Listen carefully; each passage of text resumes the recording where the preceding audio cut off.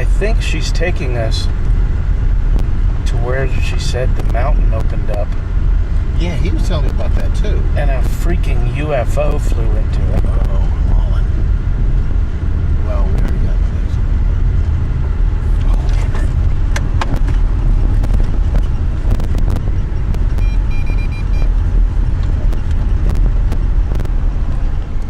Taking an EMF? yeah, man. Too much interference. The car's full of electronics. Good grief, look at this place. I got lots of close-up video of mountains and heights, the caves. This thing's full of caves. Well, that's where all these animals live, Yeah. if that's what they are. What about that goat man? See, to me, that the first thing I was thinking was Baphomet. Was what? Baphomet. Is that the Biblical goat man. I mean, that they talk about in... centaur? Yeah, but it's Baphomet is the devil incarnate.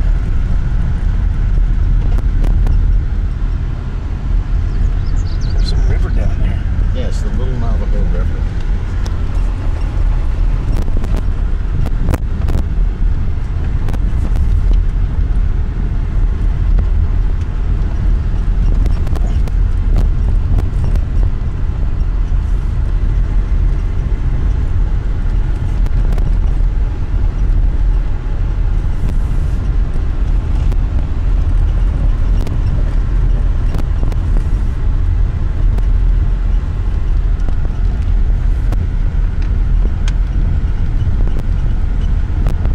I guess this is all her range. Yeah.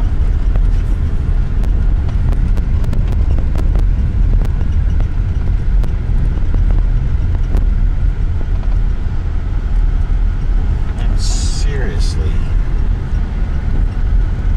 I don't know how I'm gonna pull it off. Or if I'm not able to pull it off. Pull off what? Coming back here from this conference. Oh, jeez. I could do it. Wait, I don't know if I'm getting or not. That would be. Oh, no, I don't know if I could. Well, Robin, when is it? The First and second. 2 days. That's just 2 weeks away. I know it is. Man, if I did it, I would have to fly into Albuquerque or either get somebody else to drive with me. Oh my God, this is the J2 road. Oh, is it? Yes, it is. On GPS. This is the road north of Abigail. We're now circling Archuleta Mesa. So this is the mountain then. Yes. This is the, oh my gosh. We're circling it. Okay, this is, yeah, this mountain is supposed to have tunnels all through it. And I guess this is not the best time to talk about what was in there or what has been talked about having been in there that the government was doing, but it has to do, there's the little Navajo River. It has to do with aliens and creatures. Oh my goodness. This is just too much. Pretty overwhelming.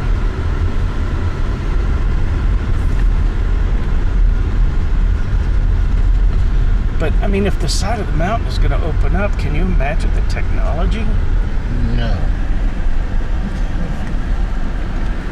Man, no wonder my car's dusty. You got... She's still going.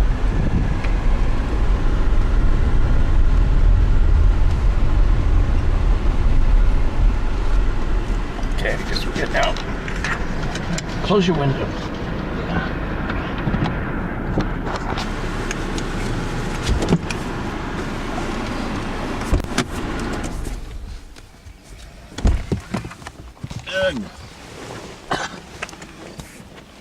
Nothing like live. Right here, last year in around October or November, we usually come down here to check on our cows.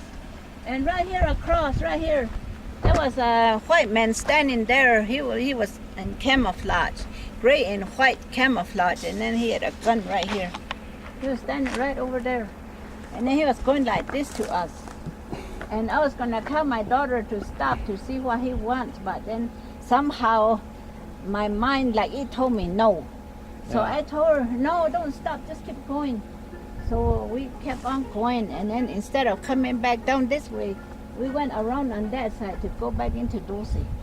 And then like a week went by, and then one of my cousins, her and her son said, they were driving down this way, and right there on the road, the same description of this man, he was standing by the road.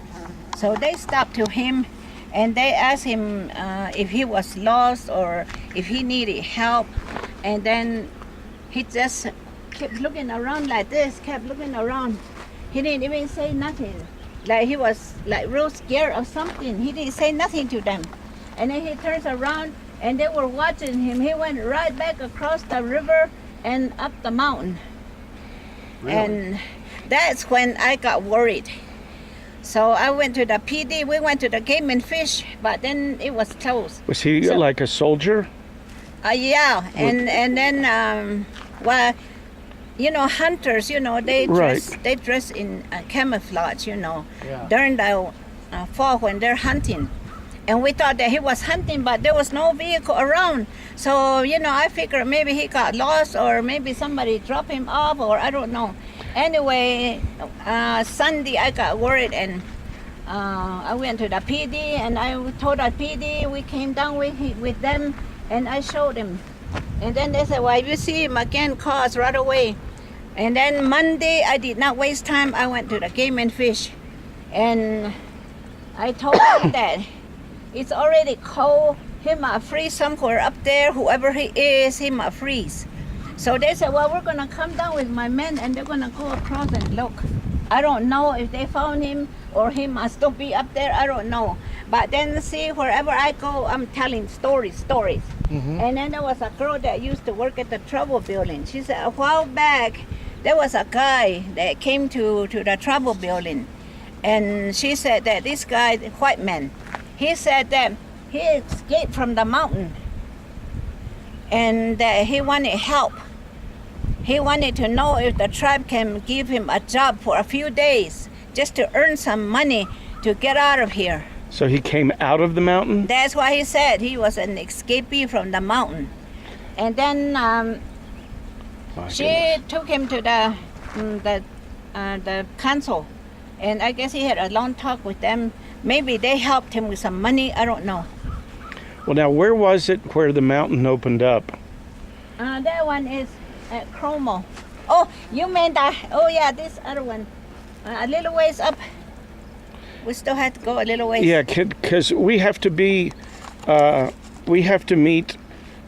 Dory. Well, Vigil. see, you don't have to come back down this way.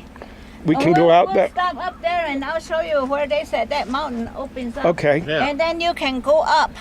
And then you keep going and then you see a bridge. And then you go back across the bridge. And across the bridge, that road is paved all the way. It'll take you back into Dulce. Okay. That would be perfect. All right. Uh-huh. We'll follow you. And you're going to stop where you're going Yeah. to show us that.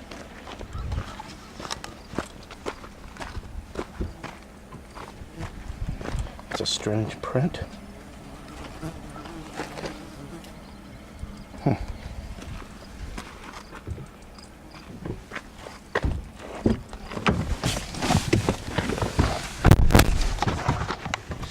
Wow. This thing's beeping like crazy. Seatbelt.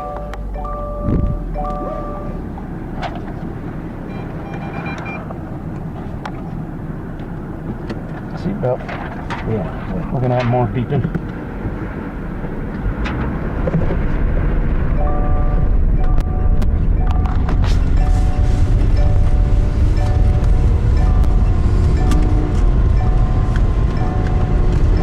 This is a very forbidden road.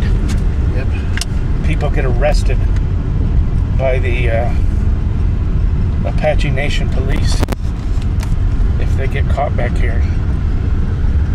Unless you have an Apache escort, which of course, not only do we have an escort, We have an elder, we have an elder. council member.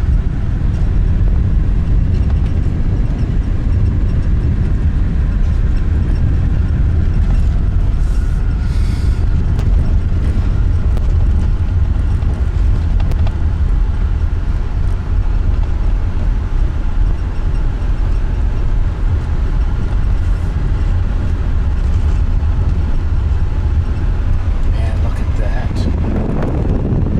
Beautiful.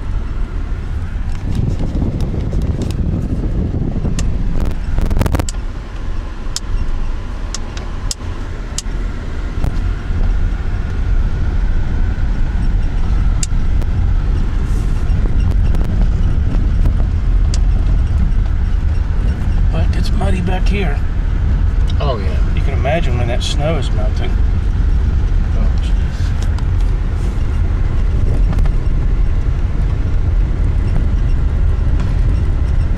I need a helmet cam. I should have. Yeah, came out. Dude, But we yeah. gotta be better prepared. Well, to me the video is not as important. Well, no, it is, but it's documentation. Yeah. Now we're going up. I feel bad that I was like filming everything. Well, that's all right then. Let us. That's a heck of a drop off down there. We are up on the damn mesa. Yeah. We're not at the bottom of the large mesa. We are putting here close to the top.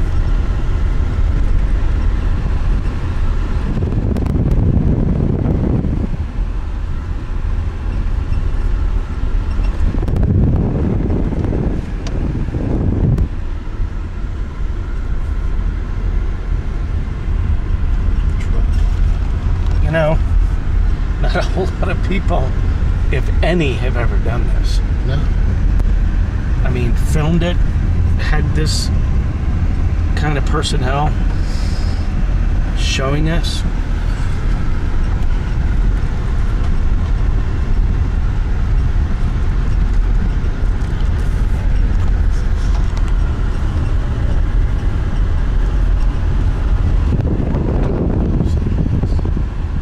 Yeah, we are.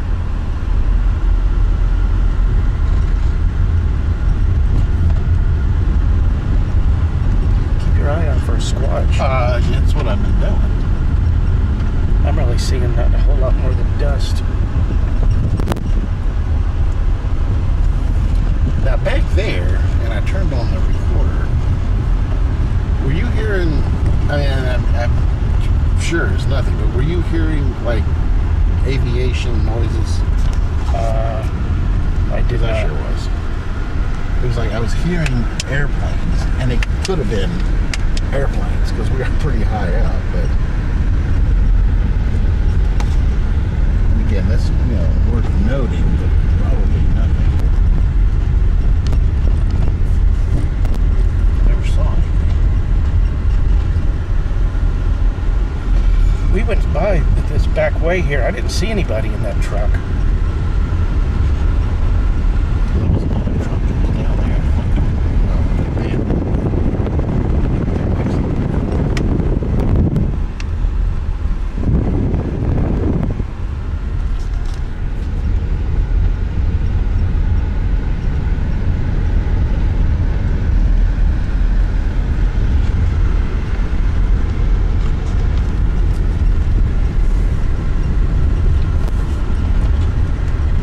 We could put together a heck of a presentation between this video and, the pictures I've got of Brian's father and the first council Mm-hmm. of the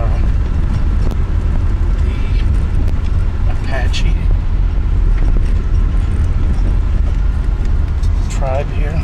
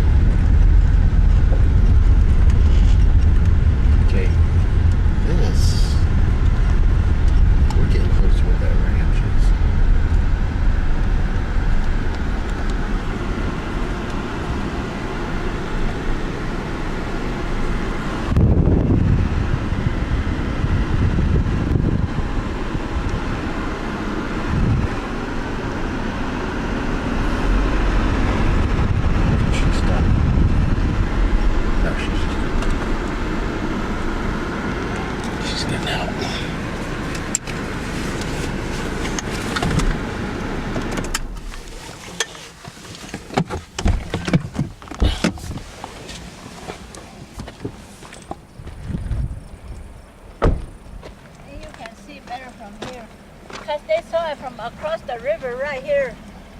This right here. They saw it from across there, and this one. They said the spaceship was coming from here, the lights was coming from here, and that whole thing just lit. And then the thing went back in there and it closed up again. Man.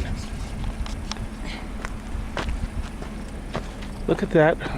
So we brought a whole bunch of people over here last year and they were taking pictures. You know what I see? Even the newscaster too. Yeah. I see a line. Or no, I guess those are trees. Yeah, over here they drive across the river. And on that side they drink their beer. Mhm. And then there was still another person that said that he went and bought a whole bunch of watermelon and apples and all kinds of fruit in a big basket. And then over there, he put it there. And then somewhere on that side, they were looking that way. And then they said, it's a gray one, this one. Went to it, Bigfoot, Yeah. and just picked up the whole thing. And then he walked back this way. And then he said, the next day they came down, that box was there again. I guess he wanted some more. Smart. And there's a man, he's from South Dakota. He's working over here at our clinic. He was telling me that he in South Dakota, when they're having their Sundance, the first time Bigfoot came to them, he was just looking at them. And then every year now he comes during Sundance. They still do the Sundance with the piercing? Yeah. Not over here. We don't have Sundance. Anyway, I said, he comes every year now, and people got used to him. They're not scared of him no more. And then that's what he was telling us. So I was going to tell him if he could talk at our UFO conference on Sunday. You know, in afternoon, it's open to everybody. So if he can talk there. But I guess we're just going to go in front of you so you won't get lost. Okay. And then it's not far from here. We'll get back to town. To because it's almost noon hour. Can I take a picture with you? Yeah. Is that okay? Mm-hmm.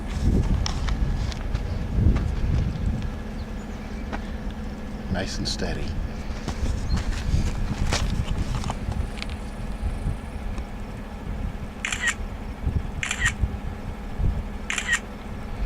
Excellent. Thank you very much. Yeah. And me.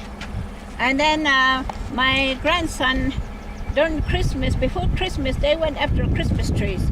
I told him, don't go on the Archuleta Mountain. I heard that they're watching, you know, that place up there. You might get caught. And then he got the parcel from the home house to go cut a Christmas tree. And way down below, there's another canyon. I guess that's where they went, and that road doesn't go all the way up. It's a washout, so they parked their vehicle there, and him and his wife and their little kid, their little boy, they went up the canyon. There used to be a road. And then he said he cut his Christmas tree, and they decided to rest there for a while, so they were sitting on the ground. And then my little baby grandson was doing his baby talking, and, you know, he echoed. And then after a while, he got an answer. And then they told him to shh, but he kept on talking, and whatever it was talking to him from the mountain. And he kept getting close. And then my grandson said his wife just put the baby under one arm and grabbed the parasol and started running down the road. And he would say, I was laughing about them. They look so funny. And then finally, I followed them dragging the Christmas trees. But the whole time, my little grandson won't stop talking, and whatever, I guess Bigfoot was still talking to him. My goodness. Until they got in the truck, and then they came home. Wow. Here. Well, there's a lot of stories now, but then most of them, they say that they're, you know, it works on your mind.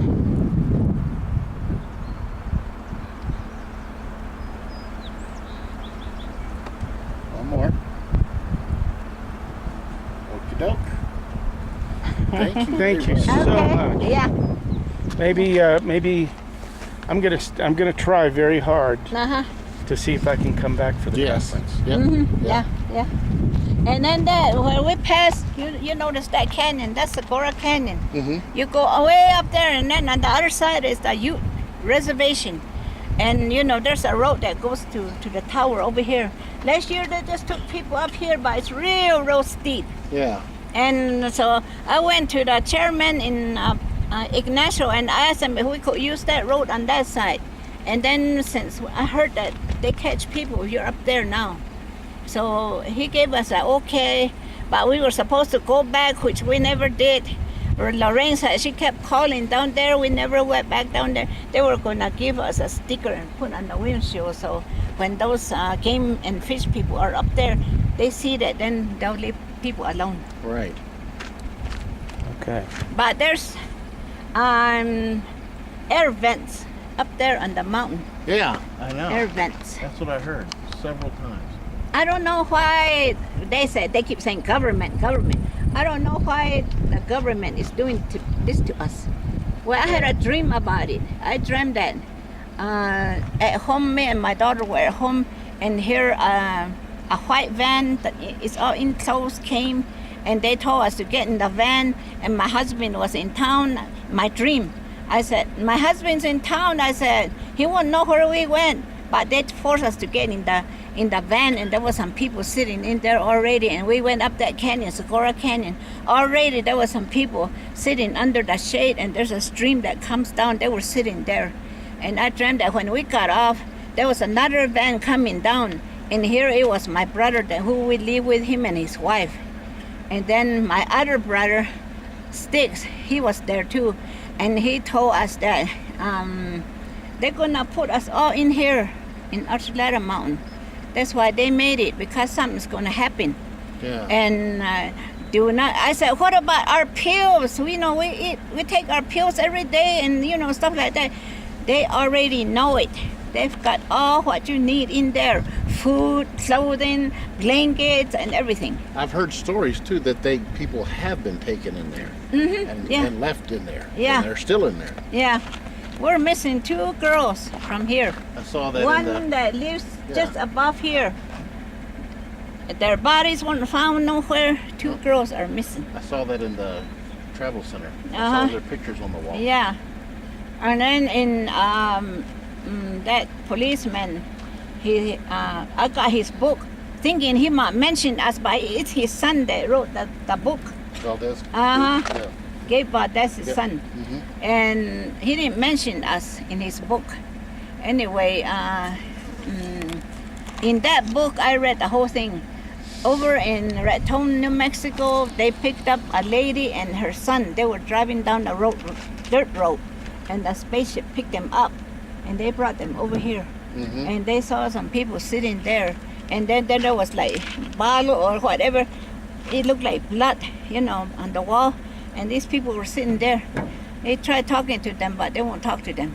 They were placed on the table, and they took their clothes off of them, and like they checked them over. They didn't know what they were going to do to them, but then they told them to put their clothes back on, and they took them back to their truck. Were they people that did this? Or Oh, the story was just that. wow. So Okay. There's a whole bunch of stories, a whole bunch. Yeah. Because we went everywhere. We went to the state of Washington. People are praying. Indians are praying over there, here and there. They're praying, and we prayed with them over there too. And now this way, when we went towards Phoenix, that Fort McDowell, there was a man that came to me, and then he tells me, "I'm from here. I live here." And then he said to me, "We have these low-flying airplanes, and they're about to touch the homes, and people are scared of it." So we told our council, and they got the FBI on them, and they told them not to do that. But now it's the drones, and now I don't know what they're dropping on us. So I don't know. I don't know what they're doing to the Indians. I think they know. want to get rid of the Indians, he said. And then over here, all the sacred areas. We have sacred areas over here too. Like that Bears Ears Mountain, the Navajos had their last prayer meeting over there this past weekend. I wanted to go, but my husband got sick, so we didn't even go to help pray over there, but I was praying from here. Yeah. That's why people around about us, they're telling us to pray, get together and pray, not in town where there's electricity and all kinds of commotion. Go out where it's all quiet and do your prayers. I tell people, but they're not listening. They're not listening to me at all. Yeah. They say something bad is going to happen. I don't know what, but something bad is going to happen. I hope not. Well, that's why your stories need to get out so people can hear and listen. Well, that's what those people are doing on that side already, the state of Washington. And this Yeah, year they're Mount having it Shasta. in Montana. But I don't know if we're going to go because my husband isn't that well. Well, we're both old. He's 83 and I became 80 in May. Mm-hmm. So I'm not that young no more. But I'm writing my story. Finally, I got Good. help to Good. write it. Good for you. I don't know how much it's going to cost me, but some people tell me, you just write a few stories. Well, I want my people in Dulce, like the young generation, they don't know. Because we have a lot of sacred mountains here too. Mm-hmm. You don't want to lose them. Well, we thank you so much for sharing with us. Wow, I know. And what we're planning on doing is getting this story out Mm-hmm. so people will know. Mm-hmm. And come to the conference so they can experience it themselves. Mm-hmm. Right. We're going to be talking about that a lot. Like And you then said, when it's I gotta was be still one mind. when I was still a real young girl, see, I sometimes I'm staying with my grandparents on my mom's side, sometimes on my dad's side, and we were camped way out there where they call Hole in the Rock. And then my grandpa took us to this place on the mountain. There's a rock. It's about this and about that high. We went on horseback over there, and then when we got there, on top of the rock there was a footprint of a man. Footprint. It's like when you step on a wet cement. He was Yeah. like that. I guess he was facing that way. And then he said, "This is what I wanted to show you." And he gets up and he rolls a cigarette and lit a cigarette and got pollen, and he put that pollen on the rock and he prayed to that rock, that footprint. And then he told it for us not to have fires over here, floods over here, earthquake over here, and those big winds, he said. And in those days, I didn't know what he was talking about until I got older, and now I see it on TV. All Yep. those things that Yep. destroy, stuff. And then I forgot all about it. I grew up, got married, and had kids of my own.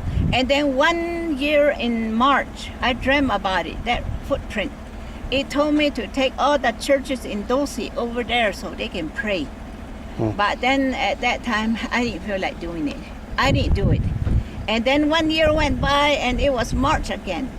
I had the same dream again. This time it won't let me go. It stayed with me all day. It won't let me go. So Brian was one of them. We went up there and then me and my husband, we went. And there was a jackrabbit I almost stepped on when we were walking. And then that night I dreamt about it. We didn't find the footprint or the rock. And then that night I dreamt that jackrabbit was supposed to tell you where it's at, but it ran real fast. Yeah. And my husband said it didn't run all the way. It ran a little ways and it was sitting there again looking at us. But instead we went this way. And then I had another dream. And then he said, this time look for a butterfly. So I gathered my helpers that were helping me. Brian was one of them. We went out there and we had a lunch first. And then everybody started looking for it. I said, now you have to look for a butterfly. And then Brian saw the butterfly. He said, it sat right here. And then when I'm about to get to it, it went and sat right there. It directed him to, I think somebody made and went, rode on that side. And I guess they were trying to take the whole rock. Yeah. And like it broke in half and it's down kind of on the side of that mountain. Yeah. Wow. One footprint on this side and one on this side.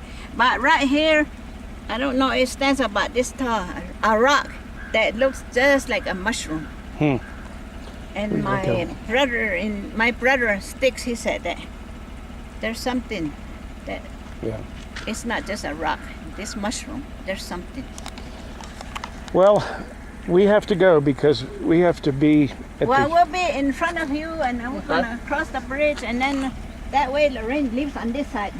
Okay. As soon as we top the road, on this side there's a house, that's Lorraine's house. Okay. Okay. Got it. We'll look Follow for it. us. All righty.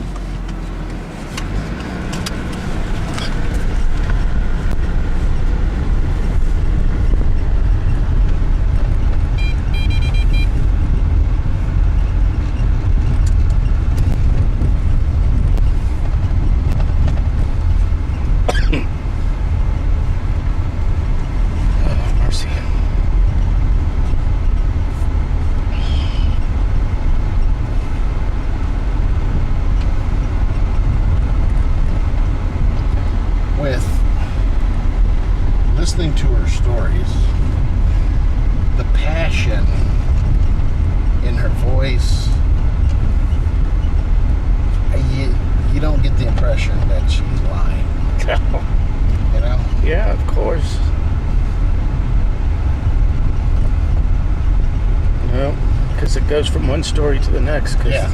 there's a chain of thought. Yep. Unfettered.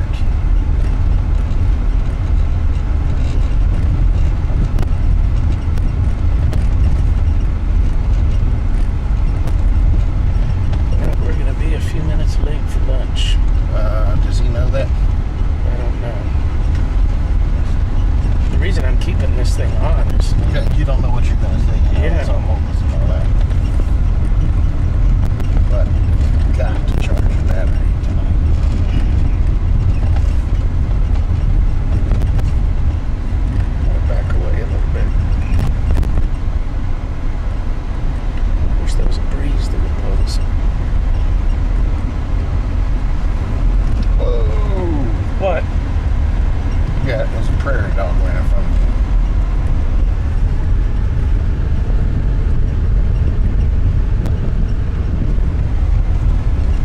And I kept, again, I'm sure my imagination is running wild. There was that clanging noise up to this side of us. I didn't hear it. I heard it about 4 or 5 times in the last